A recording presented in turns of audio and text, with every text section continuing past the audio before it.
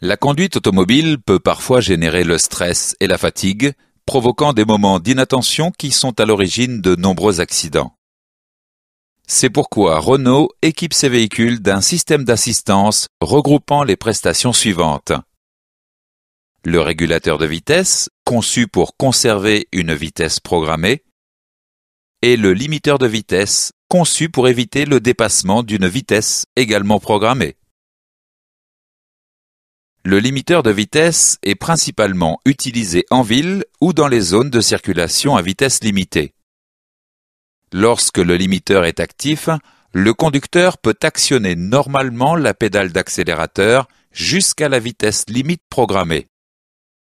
Au-delà de la vitesse limite, l'appui sur la pédale d'accélérateur n'est pas pris en compte. En cas d'urgence, il est cependant possible de dépasser la vitesse limite. Contrairement au limiteur, le régulateur est principalement utilisé sur les autoroutes ou les voies rapides lorsque les conditions de circulation sont fluides. Après l'activation du régulateur, le conducteur peut relâcher l'accélérateur. Le véhicule est maintenu automatiquement à la vitesse programmée. Pour des raisons de sécurité, le conducteur peut désactiver le système de régulation de vitesse à tout moment. Les systèmes de limitation et de régulation de vitesse utilisent les mêmes éléments, seule la stratégie est différente. Les deux systèmes sont composés des éléments suivants. Le tableau de bord, les différents boutons et commandes des systèmes, une pédale d'accélérateur avec potentiomètre, un contacteur de pédale de frein, un calculateur de boîte de vitesse automatique ou un contacteur de pédale d'embrayage selon le type de transmission, un calculateur ABS, un calculateur d'injection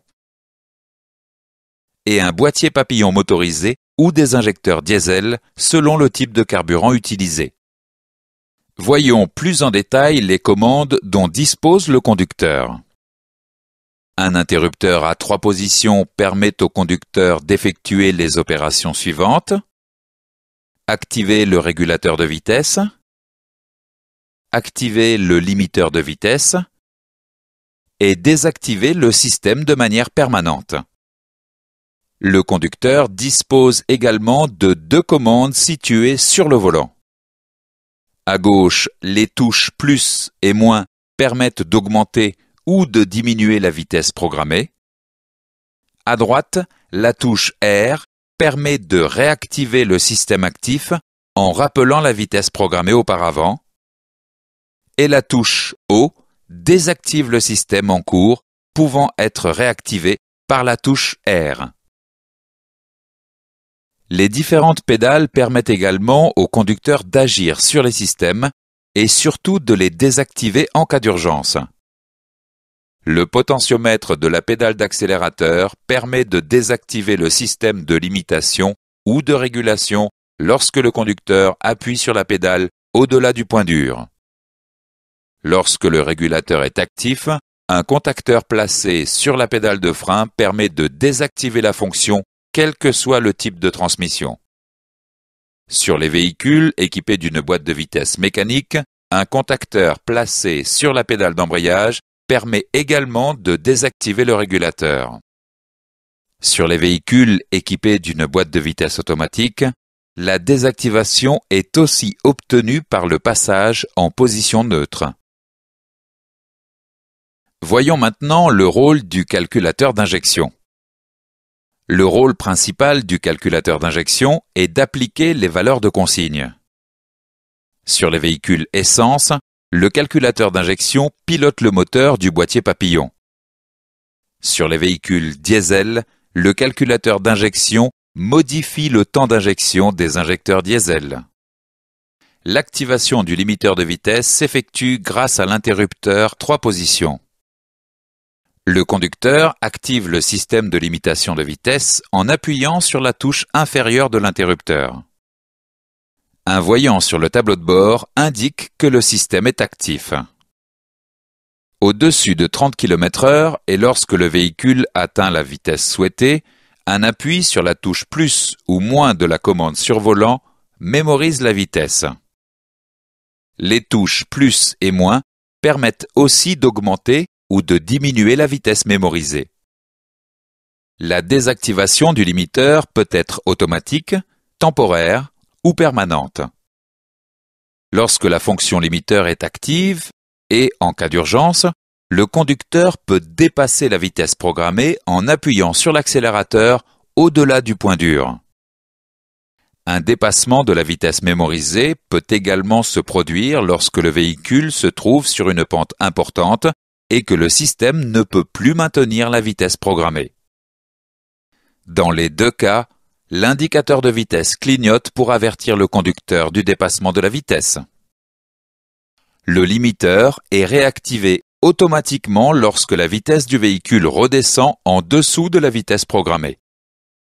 La fonction peut également être désactivée temporairement grâce à la touche haut de la commande sur le volant. La réactivation nécessite alors l'appui sur la touche R.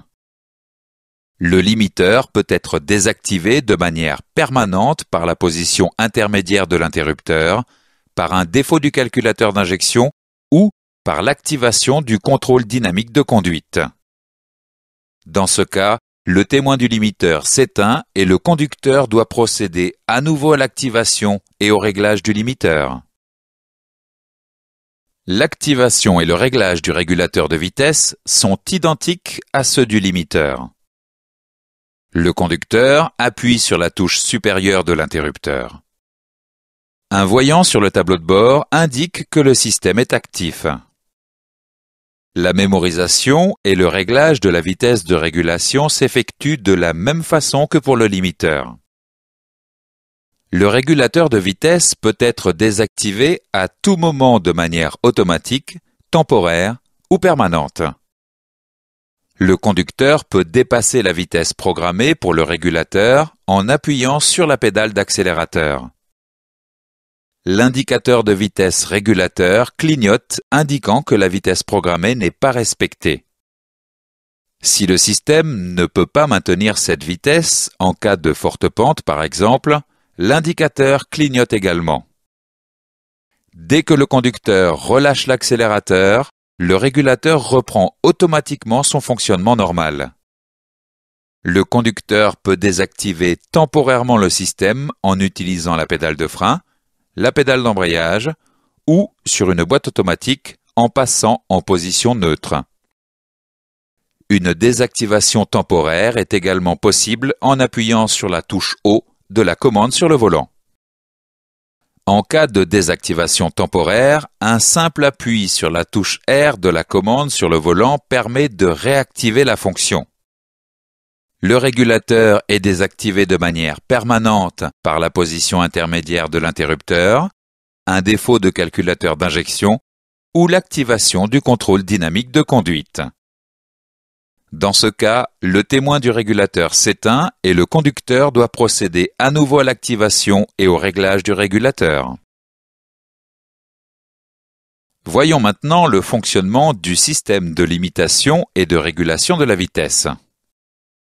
Lorsque le conducteur active le limiteur ou le régulateur, l'interrupteur transmet un signal de 12 volts au calculateur d'injection. À partir de 30 km/h, un appui sur la touche plus ou moins envoie un signal au calculateur d'injection qui adapte sa stratégie en fonction des nouvelles informations. Le calculateur d'ABS envoie l'information vitesse véhicule au calculateur d'injection et au tableau de bord par le réseau multiplexé. Ces informations permettent au calculateur d'injection de se conformer aux vitesses programmées en pilotant le boîtier papillon pour les véhicules essence ou les injecteurs pour les véhicules diesel.